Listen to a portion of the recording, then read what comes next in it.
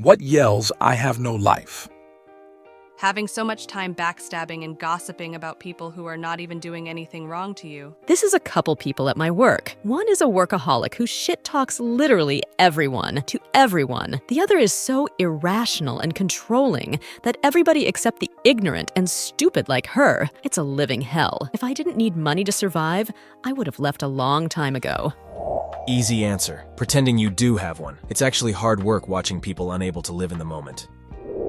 I know so many people like this. Every time we do something together, they spend an obnoxious amount of time taking pictures of shit just to post it on social media, later trying to prove everyone they're living the life instead of just enjoying the moment. I used to go to some running events with a group of people quite regularly. When they finished, the first thing they did was stage a fucking photo shoot on the finish line, while other people were still finishing, spending like 15 minutes trying to get a good angle and poses. Every single time. Another example is when we went to a beach, and one of the moms spent half the time we were there posing for pictures with her kid instead of actually enjoying the beach. Go to any concert or activity, and you'll see so many people taking pictures and videos, trying to prove to other people they're having fun instead of actually having fun. The next time you feel like you're missing out on life when scrolling social media and seeing all these perfect people living perfect lives, remember, it's all a show.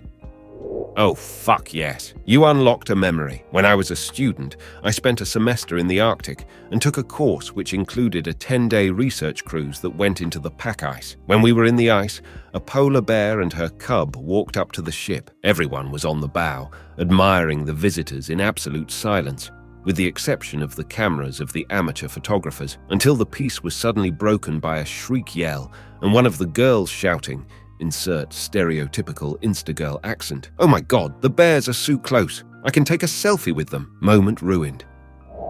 Coming up to your job on your off day to socialize.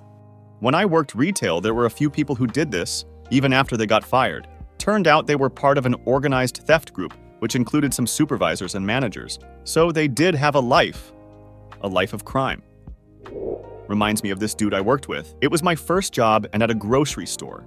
And this one dude was close to 40. He was just a store employee. The manager had somehow manipulated him into thinking he was the guy.